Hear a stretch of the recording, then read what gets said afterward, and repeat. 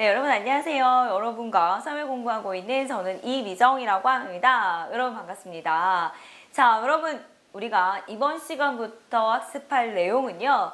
자, 우리 딱 보시죠. 네, 적중 예상 문제 300제라고 해서요. 자, 우리가 그 기존에 봤던 여러분들 기출 문제들 많이 접하셨을 텐데요. 자, 기출 문제를 선생님이 다 분석을 했어요. 자, 분석을 해서 자, 단원을요. 그러니까 사회 1, 그다음에 사회 2, 그다음에 역사 1, 2의 단원들로 해서 자, 문제가 많이 나오는 그러니까 비율에 따라서 우리가 300제 문제들을 배분을 했다라고 보시면 돼요. 그죠? 그래서 자, 문제 요 단원에서는 몇 프로가 나왔다. 그러면 몇 문제. 자, 요런 식으로 여러분들이 이 내용들이 구성이 되어 있으니까 요것만 여러분들이 철저하게 잘 푸시고요. 그리고 요것들을 여러분들이 관련돼서 내용들을 좀 잘 정리를 하시게 되면 여러분들이 원하는 네, 합격. 네. 꼭 이루실 수 있을 거라 상담을 합니다. 자, 그러면 여러분 거두절미하고요. 자, 1번 문제부터 어떠한 내용으로 문제가 출제되고 있는지 한번 유형을 한번 확인해 보도록 하겠습니다. 자, 바로 시작할게요. 자, 보시면 첫 번째 문제 같은 경우에는요. 자, 경관, 우리나라와 뉴질랜드의 12월의 경관을 보면 다른 것을 알 수 있대요. 이처럼 이 둘의 나라의 경관이 다르게 나타나는 이유는 이랬거든요.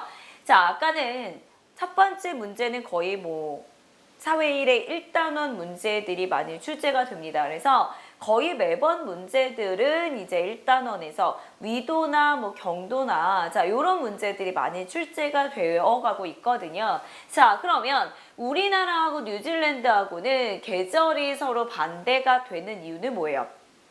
계절이 반대가 되는 이유는 자, 지구라는 것이 공전을 하는데 그 공전할 때 지구에 뭐예요? 지구의 자전축이 몇 도 기울어져 있으니까 23.5도 기울어진 상태에서 애들이 공전을 하기 때문에 남반구와 북반구는 서로 간에 뭐가 달라요? 계절이 반대로 나타날 수 있죠. 그죠? 그래서 우리나라 같은 경우에 12월이 겨울이지만 뉴질랜드 같은 경우는 12월이 여름일 수밖에 없다라는 거죠. 그죠? 그래서 자, 위도가 자, 뭐예요? 자전축에 기울어진 상태에서 공전을 하기 때문에 북반구와 남반구 간의 계절이 반대이다.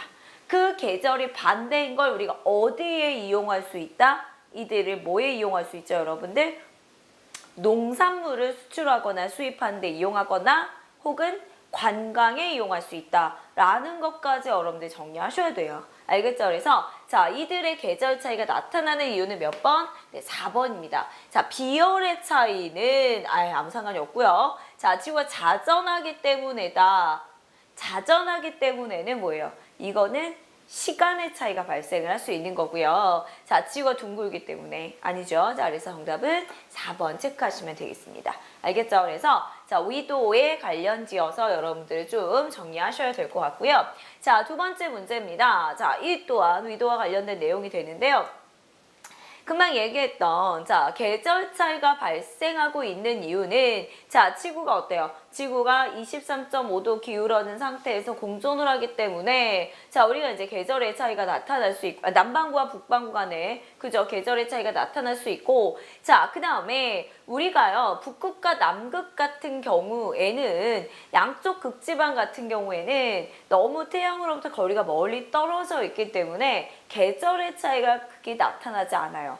같은 원리로 적도 주변도요. 태양과의 거리가 굉장히 가깝기 때문에 이들이 기울어져서 공전을 한다고 해도 계절의 차이가 크게 나타나지 않습니다. 그런데 자, 그래서 계절의 변화가 나타나지 않죠. 자, 그런데 누구는 중위도 지역이죠. 중위도 지역. 그러니까 북반구든 남반구든 중위도 지역은요. 사계절의 변화가 뚜렷할 수밖에 없습니다. 그죠? 그래서 자, 북반구의 중위도 지역이 여름일 때는 남반구 중위도 지역도 여름이다? 아니죠. 자, 이들은 뭐가 되는 거예요? 겨울이 나타날 수 있는 거죠. 자, 그 다음에 적도 주변은 1년 내내 여름과 같이 기온이 어때요? 높죠. 자, 태양과 가까운 지역은 여름이고요. 먼 지역은 겨울이 난다. 이게 맞습니다. 자, 그래서 정답은 몇 번? 네, 4번 체크하시면 되겠습니다. 자, 그리고 자, 3번 문제 한번 가보도록 할게요. 자, 남반구와 북반구의 차이에 대한 설명으로 옳지 않은 것은 그랬거든요. 자, 북반구는요, 북쪽으로 갈수록 기온이 낮아집니다. 자, 여기가 이제 아무래도 북반구는 위로 갈수록 태양각의 각도가 비스듬하게 비출 수밖에 없고 거리도 굉장히 멀 수밖에 없으니까 이쪽으로 갈수록 기온이 낮아지고요. 남반구는 이쪽으로 갈수록 남쪽으로 갈수록 기온이 낮아지겠죠. 그러니까 이건 맞네요. 자, 남반구와 북반구는 서로 간의 계절이 반대이기 때문에 농산물의 수확 시기도 반대로 나타나죠. 그죠? 맞습니다. 자, 남반구와 북반구의 적도 부근은 모두 겨울과 같이 기온이 낮다. 자, 적도 부근은 기온이 언제처럼 여름처럼 높다라고 얘기할 수 있는 거죠. 그 다음에 우리나라가 한겨울일 때 뉴질랜드는 네, 여름이죠. 그죠? 그래서 계속 같은 그죠? 위도를 중심으로 해서 남반구와 북반구의 계절 차이가 나타나지만 극지방이나 적도 부근은 그렇게 큰 차이를 나타내지 않고 어디만 중위도 지역만 차이를 나타낸다. 그리고 그렇게 계절이 반대이기 때문에 우리는 서로 간의 관광지라든가 아니면은 농작물을 수출하거나 수입할 수 있다. 요 개념에 관한 문제들이 계속적으로 반복적으로 지금 출제되고 있는 거 보고 있으시죠? 그죠? 그러니까는 이런 것들이 거의 1번 문제로 출제가 됩니다. 그러니까 여러분들 다각도로 이 문제들을 접근을 하실 수 있어야 해요. 자, 그 다음에 자, 이거는 뭐예요? 이제 경도와 관련된 문제인 것 같습니다. 자, 지구의 자전에 대한 설명으로 옳은 것은 그랬어요. 자, 지구는요, 1년에 한 번씩 공전을 하고요. 하루에 한 번씩 자전을 해요. 그죠? 자, 그러면 자전을 하게 되면 태양이 비추는 쪽이 낮이 되고 이 반대편은 밤이 되겠죠? 자, 지구가 자전하기 때문에 위도에 따라서가 아니라 경도에 따라서 시차가 발생을 하는 거고요.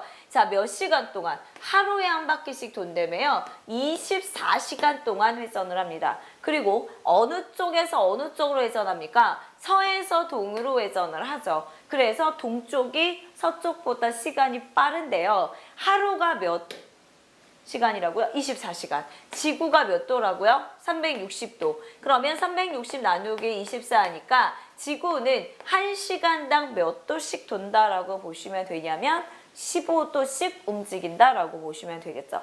조금씩 가서 하루가 딱 됐을 때 한 바퀴 땡 돈다라고 보시면 되죠. 그래서 이것의 경도의 기준이 되는 지점은 어디예요? 영국의 그린위치 천문대 그쪽이 이제 경도의 기준이 된다라는 것까지 여러분들 정리하셔야 되겠죠. 자, 그러면 어쨌든 답은 몇 번이었어요? 1번이 되겠습니다. 자, 낮과 밤이 발생하고 시간이 발생하는 것은 지구에 뭐와 관련된다? 자전과 관련이 된다라는 거 여러분들 체크하시면 되겠습니다. 됐죠? 자, 다음 문제는요. 날짜 변경선이라고 볼 수 있습니다. 자, 지구가 자전을 하게 되는데요. 자, 그러면 1시간 동안 15도씩 가요. 자, 그러면 여러분들 180도를 15로 나누게 되면 자, 이들은 몇 시간? 12시간이 갈 거 아닙니까? 그러면 영국이 0도라며요. 그러면 영국을 기준으로 해서 동경 180도면 영국보다 12시간이 빠르겠죠. 그 다음에 영국으로 기준으로 해서 서경 180도면 영국보다 12시간이 느리겠죠. 자, 그러면 이 선은 어때요? 같이 있잖아요. 그러면 이 선을 기준으로 양쪽이 몇 도가 차이 나는 거예요? 24시간이 차이가 난다라는 거죠. 그죠? 이걸 우리가 뭐라고 한다고요? 날짜 변경선이라고 얘기하죠. 그래서 우리가 경도 몇 도선을 날짜 변경선, 경도 180도선을 날짜 변경선이라고 얘기하죠.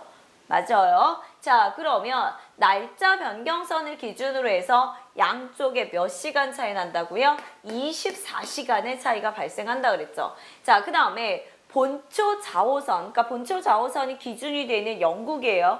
거기를 기준으로 해서 정반대에 위치한 건 맞아요. 거기까지 맞는데 위도 0도가 아니라 경도 몇 도선이라고요? 180도선이라고 얘기했죠.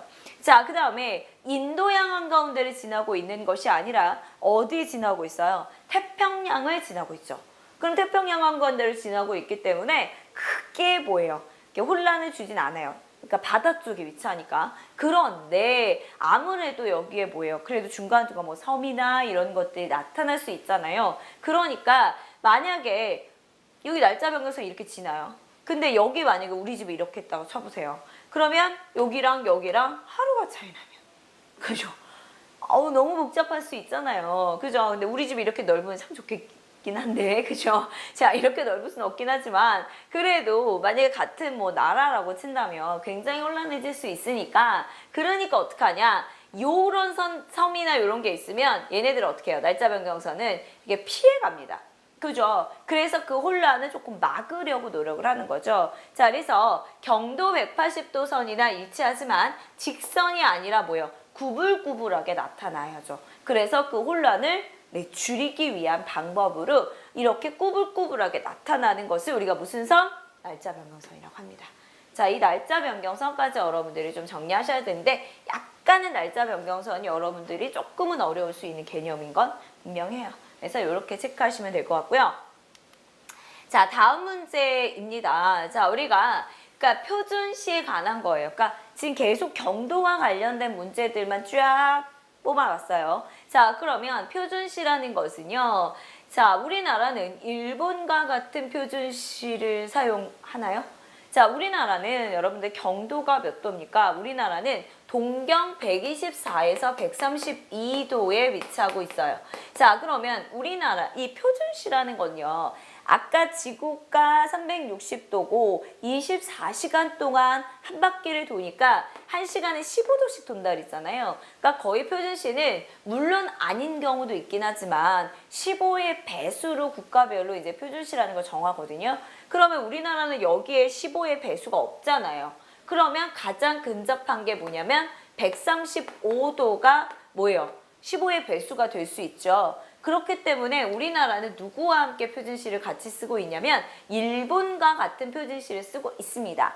그런데 우리나라는 영국보다 135도 동쪽으로 위치하고 있으니까 영국보다 시간이 어때요?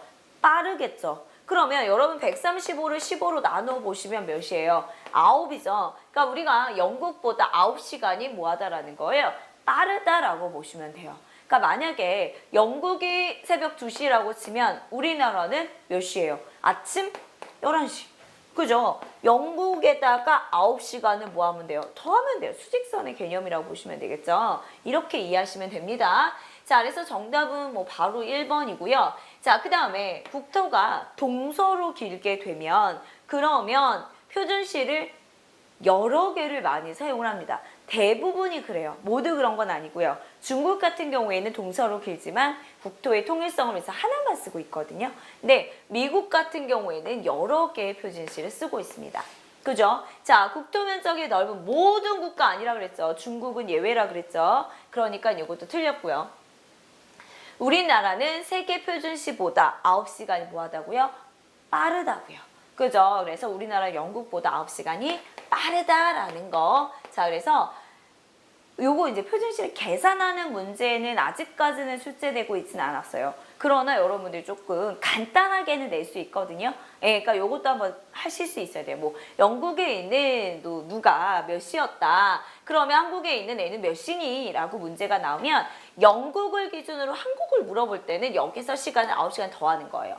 이해가죠? 그런데 만약에 한국에 있는 누가 몇 시였다. 그러면 영국에 있는 몇 시니? 그럼 거꾸로 어떻게 해야 돼요? 빼야 되는 거죠.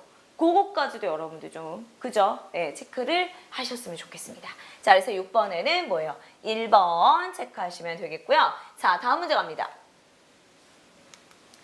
자, 지구 표면의 구성에 대한 설명을 옳은 것은 그랬어요. 자, 지구에는요, 이제 바다가 있고 육지가 있죠. 그런데 바다가 육지보다 면적이 어때요? 넓죠? 바다가 몇 대? 7대. 육지가 몇? 3. 7대 3, 3대 7, 뭐 이런 식으로 얘기하거든요. 그러니까 바다의 면적이 육지의 면적보다 넓습니다. 그러니까 바다가 넓으니까 이건 틀렸네요. 자, 대륙과 해양의 분포는 지리적으로 위치를 뭐예요? 표현하는 방법입니다. 맞네요. 대륙이나 해양. 그럼 우리나라의 지리적 위치는 뭐예요? 이렇게 표현을 하면 우리나라는 뭐 유라시아 대륙의 동안에 위치하면서 태평양에 접하고 있습니다. 라고 나오면 이게 지리적 위치 표현 방법이 될 수 있죠. 자, 그 다음에 남반구는요. 육반구라고요? 아니잖아요. 남반구는 무슨 반구예요? 수반구죠, 수반구. 그러니까 남반구보다는 북반구가 육지가 많아서 더 많은 국가들, 더 많은 인구들이 분포하고 있죠. 그죠? 그러니까 이거 바뀌었고요. 아시아하고 아프리카를 합쳐서 유라시아가 아니라 아시아하고 유럽이죠, 유럽. 그죠? 그래서 유라시아 대륙이라고 하겠죠. 자, 요거는 유럽 이렇게 체크하시면 되겠죠. 자, 그래서 7번에는 몇 번? 2번 고르시면 되겠습니다. 자, 다음 문제 갑니다. 자, 우리가 지리적 위치예요. 그러니까 앞에서도 언급을 했지만 우리가 위치를 그 국가나 대륙의 위치를 표현하는 방법이요. 세 가지 정도 있습니다. 그러니까는 대륙이나 해양을 통해서 표현을 하는 걸 지리적 위치라고 하고요. 그 다음에 앞에서 봤던 위도나 경도로 표현하는 방법을 우리가 수리적 위치라고 표현을 하고요. 그 다음에 주변의 국가들, 주변 국가의 그 관계를 표현하는 걸 우리가 관계적 위치라고 얘기를 하는데, 자, 우리나라의 지리적 위치 같은 경우에는 자, 이런 대륙과 해양으로 표현을 할 수 있죠. 자, 대륙과 해양으로 표현을 했을 때 우리나라는 무슨 대륙이에요? 아시아라고 해도 되고요. 유라시아라고 해도 돼요. 근데 지금 보기에는 유라시아가 없죠? 그러면 답은 뭐겠어요? 아시아겠죠? 그죠? 그러면 아시아 대륙의 동쪽 끝에 위치하고 있으며 우리나라를 끼고 있는 바다가 뭡니까? 대서양이에요? 대서양은 아닌 것 같은데. 그죠? 우리는 뭐예요? 태평양이 되죠. 그죠? 그래서 그러니까 여러분들 3대양이라고 표현하는 바다들은 누가 있어요? 태평양, 인도양, 대서양. 자, 이렇게 세 개의 바다가 있는데 그 중에서 우리는 태평양과 접하고 있는 국가죠. 그리고 우리나라는 삼면이 바다로 둘러싸여 있는, 그러니까 반도국이나 섬국가의 차이점 뭔지 알죠? 그러니까 반도국은 삼면은 바다고 한 면은 이제 육지랑 연결이 되어 있어요. 그래서 육지 쪽으로도 진출하기 좋고 바다 쪽으로도 진출하기 좋은 거예요. 그러니까 섬국가 같은 경우에는 바다 쪽으로만 진출하기 유리하고요. 그 다음에 내륙에 있는 국가들은 그 주변에 있는 내륙 국가와는 교역이 쉽지만 바다 쪽으로는 교역하기 쉽지 않잖아요. 그러니까 반도 국가는 양쪽으로 다 할 수 있다라는 굉장히 큰 장점을 갖고 있다라는 거죠. 그게 우리나라인 상태인데, 근데 지금도 사실은 반도국의 역할을 충분히 수행하고 있느냐라고 본다면 아니죠. 그죠? 북한에 걸려 있잖아요. 그러니까 우리가 이제 통일이 되면 더욱더 반도국의 역할을 훨씬 더 많이 수행하게 되고 그러면서 우리나라가 더욱더 발전할 수 있다라는 거죠. 이거는 위치를 또 설명할 수 있는 통일에 대한 뭔가 대비 이런 것도 될 수 있겠네요. 그죠? 자, 그래서 정답은 4번을 체크하시면 되겠습니다. 됐죠? 자, 그리고 이제 다음 문제로 갑니다. 자, 지리정보체계에 대한 설명을 옳지 않은 것은, 그러니까 지리정보는요, 우리 지표면의 현상들 있죠. 다양한 것들. 무슨 뭐 인문환경도 있고 자연환경도 있고 여러 가지 것들이 있잖아요. 이런 것들을 다 어떻게 해놓은 거예요? 저장해 놓은 겁니다. 그래서 내가 어떠한 그 의사결정을 할 때 이용을 하는 걸 우리가 지리정보체계라고 얘기할 수 있거든요. 그러면 이 지리정보체계에 대한 설명을 옳지 않은 것은 그랬거든요. 자, 그러면 관공서의 입지를 선정하는 데 이용할 수 있다. 그죠? 그러니까 우리가 뭐 여러 가지 정보들을 얻어서 뭔가 선택을 할 때, 의사결정을 할 때 요거를 이용할 수 있다라는 거예요. 맞죠? 자, 그 다음에 공간에 대한 폭넓은 정보를 얻을 수 있다. 그쵸? 그러니까는 다양한 정보를 얻어서 선택할 수 있다라는 거고요. 자, 그 다음에 이것들은요, 계속적으로 뭐 할 수 있다는 거예요. 가장 큰 장점은 요것들 정보들을 다 저장했다가 계속적으로 이용할 수 있는, 반복적으로 이용할 수 있는 것이 가장 큰 장점이 될 수 있어요. 그죠? 자, 그러니까 정답은 뭐예요? 3번이죠. 그 다음에 스마트폰의 발달로 인해서 일반인들도 굉장히 많이 사용합니다. 그러니까 우리가 뭐 길 찾는 것이나 이런 데 많이, 그러니까 뭐 버스 오는 거 있잖아요. 그죠? 앞으로 뭐 버스가 몇 분 남으셨습니다. 이런 것들 많이 이용하죠. 그죠? 예, 그래서 이런 것들이 지리정보 체계다라고 얘기하실 수 있습니다. 됐죠? 자, 그래서 9번에 뭐예요? 3번을 여러분들 체크하시면 되겠고요. 다음 문제 갑니다.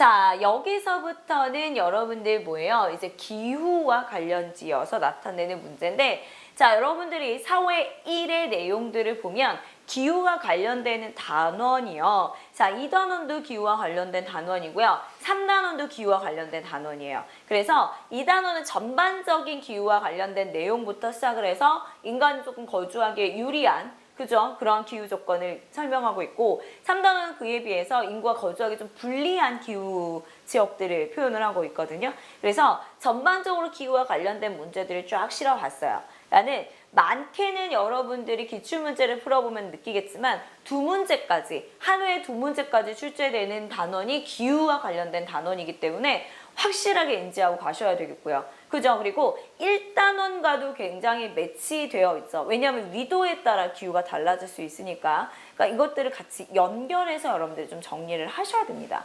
자, 그러면 그 중에서 이제 우리 뭐예요? 동남아시아 지역에 대한 얘기예요. 그러면 일단은 동남아시아 지역의 기후를 여러분들이 인지하셔야 되는데 자, 이들은 적도 부근에 나타나고 있기 때문에 아무래도 굉장히 덥죠. 그죠? 그래서 열대기후가 나타나고 근데 열대기후긴 하지만 계절풍 기후이기 때문에 벼농사가 유리하고 그러다 보니까 인간이 많이 살 수 있는 인구 밀집적이다까지 쭈르륵 나와야 돼요. 동남아시아 하면 거기까지 다 나와야 돼요. 됐죠? 자, 그럼 문제로 갈까요? 자, 보시면 유라시아 대륙의 서안에 위치한다. 이건 서해양성 기후인 서부 유럽에 관한 내용이죠. 동남아시아 지역은 말 그대로 뭐예요? 동남부 쪽에 위치하는 거죠, 뭐. 그죠? 이거 그대로 따는 거 아닙니까? 그죠? 자, 그다음에 대표적인 나라들은 이제 말레이 반도에 있는 뭐 말레이시아라든가 아니면 인도차이나 반도에 있는 뭐 베트남, 타이, 뭐 캄보디아 이런 나라들 있고요. 그 다음에 열어서 뭐 필리핀이나 뭐 인도네시아나 이런 나라들로 구성이 되어 있어요. 맞죠? 자, 대부분 지역에서는 무슨 기후가 나타납니까? 열대가 나타나죠. 열대. 자, 열대 기후가 나타나고요. 자, 위치적으로는 적도 부근이기 때문에 무슨 위도예요? 저위도 지역에 위치하고 있다라고 보시면 되겠죠. 자, 그래서 10번에는 몇 번? 2번 체크를 하셔야 됩니다. 알겠죠? 동남아시아에서 가장 중요한 건 뭐예요? 벼농사. 이거는 뭐 동남아시아 기후 문제 나오면 100%라고 보시면 돼요. 알겠죠? 자, 다음 문제 갑니다. 답 나오네요. 자, 보시면 동남아시아 인구가 밀집하게 된 이유는 자, 여러분들이요. 요걸 보면서 느낄 수 있는 건 뭐예요? 인구 단원과도 연결이 될 수 있다는 거예요. 그죠? 예, 그러니까 1단원과도 연결이 되고 인구 단원, 5단원인가요? 거기랑도 연결이 되기 때문에 굉장히 중요할 수밖에 없어요. 그죠? 그래서 자, 인구가 밀집하게 된 이유로 옳은 것을 모두 고르면 그랬거든요. 자, 산업혁명의 발상지는 어디예요? 서부 유럽입니다. 자, 이들은 최근에 그 산업이 발달했지 그 이전까지는 그렇게 발달하지 않았어요. 왜냐하면 유럽의 오랜 기간 식민지를 당했거든요. 자, 그 다음에 인구 부양력이 높은 부양력이 뭐죠? 부양력이 뭐지? 인구 부양력이라는 건 사람들을 뭐예요? 먹여 살릴 수 있는 능력이라고 생각하는 게 제일 속편해요. 그러니까 이들을 먹여 살릴 수 있는 능력이 높은 작물이 누구예요? 벼거든요. 근데 동남아시아는 이 벼농사에 유리한 열대긴 열대지만 계절풍 기후, 건기가 일정 부분 나타나기 때문에 이들은 인구가 밀집하게 굉장히 유리할 수밖에 없습니다. 자, 그래서 자, 이런 높은 작물을 재배하고요. 벼농사에 유리하죠. 연결되죠. 자, 이러니까 인구가 밀집할 수 있다는 거고요. 서해양성 기후는 다 요것도 서부 유럽이죠. 그러니까는 서부 유럽이 만약에 문제가 이게 아니라 서부 유럽이 인구가 밀집한 이유는 이렇게 나오면 가라를 고르시는 거고 동남아시아가 인구가 밀집한 이유는 그러면 나다를 고르시면 되죠. 그러니까 문제를 두 문제를 또 바꿀 수가 있겠네요. 그러니까 인구가 밀집한 지역이 우리가 동남아시아랑 서부 유럽을 배웠으니까 그쵸? 여기까지도 여러분들이 생각을 하신다면 그쵸? 공부 열심히 하신 분입니다. 그죠? 자, 그 다음에 다음 문제 한번 가볼게요. 자, 다음 문제 가면 자, 기후입니다. 자, 보면 아프리카의 동부 고원, 안데스의 고산지대 등 적도 부근이에요. 적도 부근이니까 열대기후구나 이렇게 고르시면 안 되죠. 왜요? 적도 부근이지만 자 여기 함정 있죠. 해발 고도가 높대요. 자 고도가 높기 때문에 1년 내내 봄처럼 온화합니다. 요것만 보시고 1번 고르시면 틀려요. 문제 정확하게 읽으셔야 됩니다. 자 요게 아니라 포인트는 얘죠. 그래서 고도가 높기 때문에 봄처럼 우리나라의 봄처럼 자 서늘한 온화한 기후가 나타나는 이러한 기후를 우리가 뭐라 그래요? 보선기후라고 하죠. 그래서 이게 이제 열대기후 지역은 인구가 거주하기 좀 불편하죠. 인구가 희박할 수밖에 없는데 여기는 자 이렇게 온화한 기후가 나타나기 때문에 고도가 높음에도 불구하고 인간 살기 어때요? 유리한 기후 지역이다. 라는 거 우리가 확인할 수 있고요. 자, 위도에 따라서 적도 부근에는 뭐 열대, 그 위에는 건조, 그 위에는 온대, 그 위에는 냉대, 그 위에는 한대. 순서 아시죠? 이렇게 올라가는 순서들 여러분들 꼭 그것도 정리하셔야죠. 됐죠? 자, 다음 문제 갈까요? 자, 서부 유럽에 관한 문제입니다. 자, 서부 유럽에서 발달한 농업으로 오른 것을 모두 고르면 자, 서부 유럽의 기후가 뭐라 그랬어요? 서한해양성 기후예요. 자, 서한해양성 기후라는 건 여름에 서늘하고요. 겨울에 따뜻하고요. 자, 여름과 겨울 간의 일교차예요? 연교차예요? 연교차죠. 일교차는 누가 크죠? 건조죠, 건조. 그죠? 건조 기후는 일교차가 큰 거고, 자, 우리가 이제, 우리나라는 대륙성 기후 때문에 연교차가 큰데, 자, 서부 유럽은 연교차가 어때요? 작습니다. 겨울하고 여름하고 기온차가 크지 않아요. 그죠? 자, 그래서 얘네들은 그리고, 강수량이 비가 자주 내리고 있는, 그래서 늘 뭐예요? 우산을 가지고 다녀야 되는 그런 기후가 서부 유럽이죠. 나는 농사 짓기에는 그다지 좋진 않아요. 햇볕이 쨍쨍 모리알이 반짝이 아니니까. 그래서 예전에는 주로 무슨 농업을 많이 했냐? 혼합 농업을 많이 했죠. 그러니까 곡물도 재배하면서 가축도 기르면서 가축의 사료도 기르는 이러한 혼합 농업을 많이 했다면 최근에 산업혁명 이후에는 산업이 발달하게 되면서 대도시 근처에서 무슨 농업을 해요? 낙농업이나 원예농업을 많이 하고 있죠. 자, 그래서 가다라입니다. 가다라니까 몇 번이에요? 네, 이거죠. 3번이 되겠고요. 벼농사는 우리 동부아시아 아니면 동남아시아 같은 열대나 온대 계절풍 기후 지역에서 많이 할 수 있는 농업이 벼농사다라는 거 여러분들 체크하시면 되겠습니다. 자, 다음 문제 갑니다. 자, 과거에 비해서 인간 거주의 불리하게 변화한 지역은 그랬어요. 자, 우리가 인간 거주에 유리한 지역을 우리 지금 열대 계절풍 기후 지역인 동남아시아, 그 다음에 서한해양성 기후인 서부 유럽 등이 대표적이죠. 그러나 원래는 인간 거주에 불리했지만 최근에는 과학의 발달에 따라서 인간 거주에 유리해지는 지역이 굉장히 많습니다. 그죠? 자, 그러면 문제는 불리하게 변화된 지역이래요. 그러네요. 자, 그러면 석유가 개발이 되면서 도시가 발달하면 원래는 불리했지만 유리하게 바뀐 지역이죠. 그 다음에 항공교통이 발달한 거는 여기도 유리해진 지역이죠. 그 다음 자원이 풍부해졌어요. 유리해진 지역이죠. 근데 관계수로가 많이 개발이 돼요. 그래서 아라레 주변에 있는 물을 다 가져간 거예요. 그러면 여기 지역은 어때요? 인간 거주에 불리해지게 되는 거죠. 그죠? 그래서 과학의 발달에 따라서 불리했던 지역이 유리해지기도 하고 유리했던 지역이 불리해지기도 하는 거예요. 그러니까 어떤 식으로 변화할지는 모른다라는 거죠. 그죠? 그래서 가장 그 중심에는 과학이다라는 거 알아두시고 그 다음에 문제와 상관없이요. 이 석유의 개발에 따라서 건조기후 지역이 굉장히 도시화됐다라는 것들 요것도 좀 정리를 확실하게 하셔야 되겠습니다. 알겠죠? 자, 그래서 14번에는 2번을 체크하시면 되겠고요.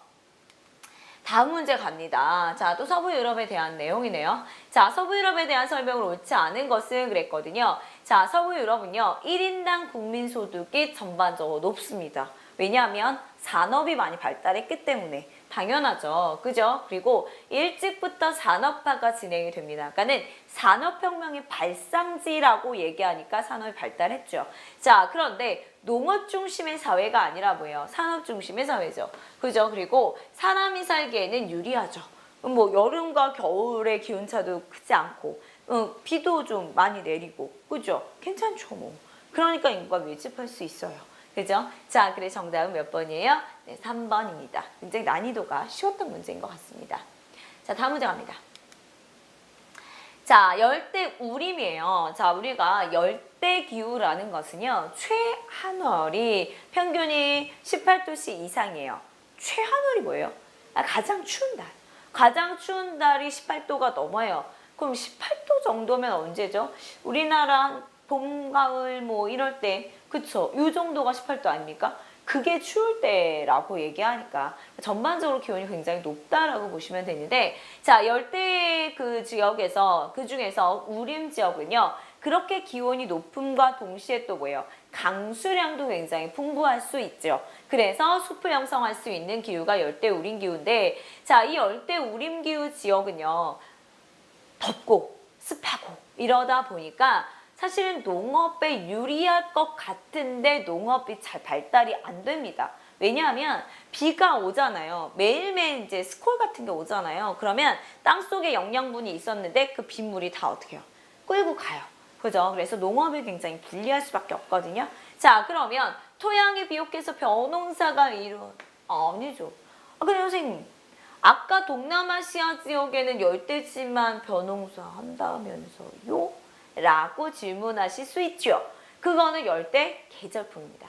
네, 그들은 열대 계절풍이고요. 이건 열대 우림이에요. 달라요. 그죠? 자, 그 다음에 자, 다양한 종류의 나무가 우거져서 우림을 밀림이라고도 얘기하죠. 굉장히 다양한 생물들이 서식할 수 있고요. 그죠? 평균 기온이 18도씨 이상이고요. 동식물의 절반 이상이 분포하는데 지구온난화에 따라서 많은 그 동식물들이 어떻게 되고 있어요? 줄어들고 있는 건 지금 현실의 문제점이 될 수도 있는 거죠. 자, 그래서 16번에는 몇 번? 네, 1번 체크하시면 되겠습니다. 자, 다음 문제 갑니다. 지구 표면에서 차지하는 면적은 6% 미만이지만 광합성을 통해서 지구 산소 약 40%를 공급하는 역할을 해가지고요. 지구의 허파라고 얘기한대요. 자, 다양한 종류의 나무와 해안의 맹그로브 포유류, 곤충, 조류 등 지구 생물종의 절반 이상이 살고 있는 것으로 알려져 있다라고 얘기했어요. 자, 이것은 지구의 허파 뭐 이렇게 얘기하니까 아마존강 유역의 밀림 지역을 설명하고 있는 거죠. 그러니까는 이것과 관련되는 건 열대 우림 지역이 됩니다. 자, 그러니까는 비도 많이 오고 그죠? 그러다 보니까 다양한 동식물이 서식하고 있는 지역인데 점차적으로 여기를 개발하다 보니까 아무래도 밀림이 훼손이 될 수 있고 그러면서 여러 가지 지구의 문제점도 나타날 수 있는 거. 요거는 어느 단원? 환경 단원까지도 연결이 될 수 있죠. 그죠? 그래서 환경오염에 관한 내용까지도 연결이 될 수 있으니까 그렇게 여러분들이 좀 정리하시면 될 것 같고요. 정답 자체는 어렵지는 않은 것 같습니다. 한번 체크하시면 되고요. 사해는 뭐죠? 사해지대는 사막 주변 지역으로 그죠? 점점 사막화 현상이 나타나는 거. 요것도 환경 문제랑 관련이 될 수도 있겠네요. 그죠? 자, 다음 문제 갑니다. 자, 이동식 화전 농업은요, 열대 우림 지역에서 많이 형성이 됩니다. 그러니까 열대 우림 지역은 앞에서도 언급한 것처럼 비가 많이 오기 때문에 토양이 비옥하지가 않아요. 그죠? 빗물에 다 쓸려 내려가기 때문에 그래서 어떻게 하냐면 이들이 할 수 있는 농업 기법이 두 가지가 있는데 그 중에 하나가 이동식 화전 농업이에요. 그러니까는 풀이 자라거나 뭐 나무가 있으면 이런 나무들 다 베버리고요. 풀은요, 불을 질러서 태워요.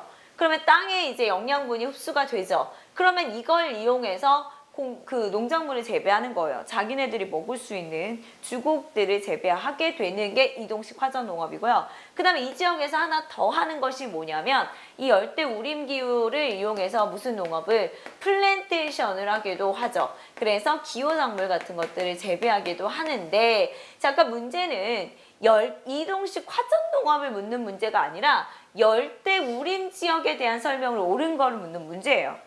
그러니까 한 번 더 꼰 거예요, 이거는. 이해 가시죠? 자, 그러면 이 이동식 화전농업에 관한 답을 고르려면 없어요, 여러분. 뭐야, 이거 답이 없잖아. 이럴 수 있거든요. 열대 우림을 고르라는 거예요. 자, 그러면 카카오, 기름야자, 천연고무 등의 상업적으로 이게 플랜테이션이잖아요. 그러니까 이동식 화전농업을 하는 열대 우림 지역에서는 요것도 한다라는 걸 아셔야죠.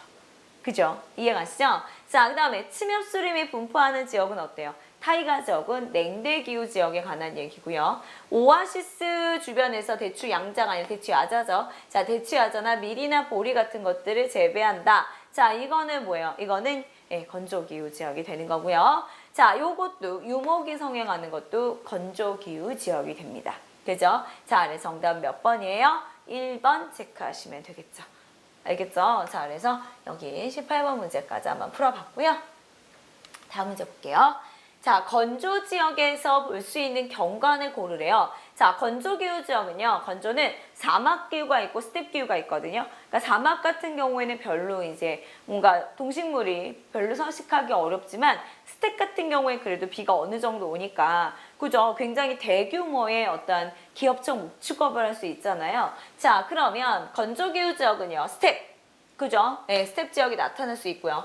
툰드라는 어디예요? 한대기후에서 나타나는 이끼류를 얘기하죠. 자, 그 다음에 침엽수림은 냉대기후 지역에서 많이 나타나고요.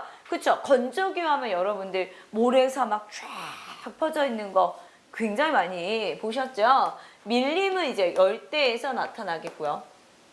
암석사막. 근데 모래보다는 암석사막이 사막 지역에는 훨씬 더 많이 나타난답니다. 자, 그래서 가라바가 되겠죠. 가라바 몇 번? 3번 체크하시면 되겠습니다. 자, 건조기후 지역에서는 이러한 모습들을 확인할 수 있다. 체크하시면 되겠고요. 자, 다음 문제 갑니다. 세계적인 규모의 사막이 발달하는 지역의 특성을 보기에서 모두 고르래요. 자, 아래에서 모두 고르면 사막이 발달하는 지역은요, 아무래도 비가 안 오는 조건을 갖고 있어야 되죠. 그러니까 적도 부근 같은 경우에는 뭐예요? 얘는 이제 저기압 형성이 되니까 비가 많이 오겠죠. 기온도 높고. 그죠? 그리고 바다에서 먼 대륙, 내륙 지역은 아무래도 바다로부터 머니까 물기를 조달받지 못하죠. 그러니까 비가 어때요? 안 오죠. 사막이 많이 발달합니다. 그러니까 중국 내륙 쪽에 많이, 그죠? 나타나는 것들은 이러한 이유들이 되겠고요. 한류가 흐르면 한류가 뭐죠? 한류. 해류가요. 한류가 있고 난류가 있거든요. 난류라는 바다는요. 이게 따뜻한 애예요. 그러면 따뜻한 애는 공기가 가볍기 때문에 올라가죠. 비구름을 형성해요. 그러니까는 우리 지역 옆에 바다가 난류가 흐르면 상승 기류가 발생하기 때문에 비가 많이 와요. 근데 한류는 말 그대로 물이 어때요? 차죠. 찬 공기는 무거워요. 과학 시간에 배우나요? 그러니까 무거우니까 얘네들이 가라앉아 있단 말이죠. 그러니까 얘가 올라가지 않죠. 그냥 이렇게 있어요. 올라가야 비구름을 만들고 비를 뿌릴 텐데 아니 올라가지 않으니까 옆에 바다가 있음에도 불구하고 옆에 사막이 있는 거예요. 굉장히 독특해요. 그러니까 물이 있는데 뻔히 보이는데도 불구하고 사막이에요. 대표적인 데가 어디예요? 칠레 아타카마 사막 같은 경우가 그렇습니다. 요거 사막입니다. 그 다음에 회기선 부근은 어디예요? 23.5도 그 부근이거든요. 적도에서 저기압이 형성이 되면서 상승을 해요. 그러다가 요 정도 되면 얘네가 어때요? 하강하면서 고기압이 형성이 되면서 그러면서 이쪽에는 비가 안 오죠. 그죠? 조금 어려울 수 있어요. 그래서 요런 지역이 이제 비가 안 오는 지역입니다. 그래서 나다라. 자, 그래서 사막이 발달하는 지역은요, 가장 대표적인 거 사실은 대륙의 내부 지역이나 아니면 뭐예요? 한류 지역. 요런 지역은 비가 많이 안 온다. 아니면 뭐예요? 20, 30도 부근에서 비가 안 온다 정도 여러분들 체크하시면 되겠습니다. 자, 건조기후 지역에서 나타나는 주민 생활의 모습을 고르면, 그러니까는 기후에 맞춰서 사람들은 생활하겠죠. 자, 그러면 가축을 이끌고 물과 풀을 찾아 이동생활, 그럼 유목생활, 이거는 건조기후 지역, 그러니까 특히 사막기후 지역에서 많이 나타나겠고요. 자, 그 다음에 유럽인의 자본과 기술, 현지인의 노동력이 결합된 플랜테이션은 언제예요? 열대 우림이죠. 자, 그 다음에 강수량이 풍부해서 벼농사가 발달하는 건 이거는 계절풍 기후 지역이 되겠죠.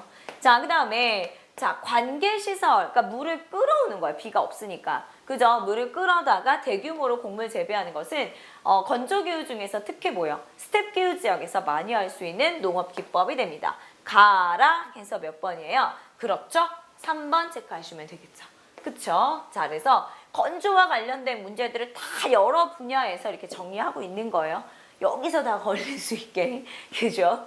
자, 그 다음에, 자, 툰드라 기후가 나타나는 지역을 아래에서 모두 고르면 이랬어요. 자, 툰드라 기후, 굉장히 날씨가 어때요? 추워요. 그죠? 여름이 짧고 주로 이제 그 추운 기후가 많이 나타나게 되고요. 한대 기후죠. 아무래도 한대 기후가 되는데, 그래도 이들은 최나월에는 그래도 0도 이상, 그죠? 예, 그렇게 올라가기는 합니다. 한대기후 중에서는. 자, 그래서 여기 같은 경우에는 아무래도 고위도 지역에 많이 나타나야 되겠죠? 그래서 북극해 주변이나 그린란드 지역에는 툰드라가 나타나겠죠? 그리고 이 아래쪽들은 좀 따뜻한 기후입니다. 그래서 가나, 요거 체크하시면 되겠죠. 그래서 툰드라 같은 경우에는 이끼류가 되고요. 이것들을 이제 누가 먹냐면 술록이 먹기 때문에 이 툰드라 기후 지역에서는 술록을 유목하거나 아니면 그러한 독특한 자연 경관을 이용해서 관광지 뭐 이런 것들을 이용할 수 있죠. 자, 다음 문제 갑니다. 자, 옳지 않은 것은 그랬어요. 금방 얘기한 거네요. 그러니까 백야 현상이나 이런 것들을 위한 관광객이 증가하고 있습니다. 맞죠? 그 다음에 지구온난화의 영향으로 기온이 더욱 어떻게 돼요? 지구의 기온이 올라가게 되는데 기온이 어떻게 낮아집니까? 올라가겠죠. 그렇죠? 그래서 만약 이제 극지방이나 이런 데가 줄어들고 있잖아요. 아, 정답은 몇 번이에요? 2번이죠. 그 다음에 자원들이 많아요. 뭐 천연가스나 이런 자원이 많기 때문에 사람들이 많이 몰려오기도 하고요. 똑같은 내용이죠. 이런 자원을 개발하고 있다까지. 그래서 정답은 2번 체크하시면 되겠습니다. 자, 다음 문제 갑니다. 건조 지역의 변화 모습에 대한 설명을 옳은 것은 그랬어요. 자, 건조 지역이요. 아까 인간 거주에 불리한 뭐저저 이런 거 나왔었죠. 그러니까 원래는 불리했는데 유리하게 변화된 이유는 자, 여기가 석유라는 자원이 개발이 되면서 그러면서 많이 도시화가 됐거든요. 그러면서 동시에 석유 자원의 개발에 따라서 국경선이 많이 그어지게 됩니다. 그러면서 유목생활을 하기가 굉장히 어때요? 어려워지고 있다라는 거죠. 그죠? 자, 그 다음에 사막화 현상이 심화되어 주민들이 생활하기는 좀 어려울 수 있어요. 그죠? 자, 그 다음에 석탄이 아니라 석유죠.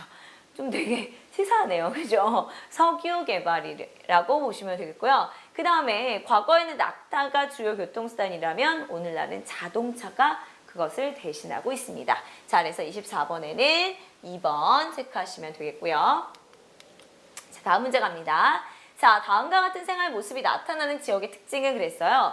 자, 에스파냐, 프랑스, 그리스 등 지중해 연안은 포도, 올리브, 레몬 등을 재배하는 수목농업이 이루어져 이를 관광자원으로 이용하기도 한다. 그래서 에스파냐, 프랑스, 그리스, 남부 유럽의 국가들은요. 무슨 기후가 나타납니까, 여러분들? 지중해성 기후가 나타나요. 자, 이 지중해성 기후는요. 여름에는 고온 건조하죠. 자, 여름에는 고온 건조하고요. 그 다음에 겨울에는 뭐예요? 겨울에는 온난 수비네요. 그러니까는 여름에는 농사를 짓기에는 그다지 좋지 않고요. 그 다음에 겨울에 농작물을 재배할 수 있고 대신에 여름에는 뭐예요? 여름에는 과일류 이런 것들을 수목농업들을 재배할 수 있다는 거예요. 기온의 연교차가 서부 유럽에 비해서는 크지만 매우 크다라고 얘기할 수는 없어요. 대륙성 기후가 그렇죠. 우리나라 쪽으로. 자, 그 다음에 연중 기온이 낮아서 기온이 낮지 않다 그랬죠. 여름에 기온이 높고 건조합니다. 이거 맞네요. 그 다음에 1년 내내 온난 수분한 것은 무슨 서부 유럽, 그러니까 영국이나 뭐 이런 프랑스, 독일 이쪽의 기후가 4번이 되겠죠. 자, 그래서 여기까지가 이제 25번까지 문제까지 한번 풀어봤거든요. 그럼 어때요? 할 수 있겠죠? 그죠? 나 그동안 공부 열심히 한 것 같아. 막 이러면서 뿌듯뿌듯하시지 않으신가요? 자, 그러면 이렇게 열심히 공부하는 김에 더욱더 박차를 가하셔서 다음 시간에 이어서 문제풀이 한번 해보도록 하겠습니다. 여러분 수고 많이 하셨고요. 복습 놓치지 마시길 바라겠습니다. 여러분 감사합니다.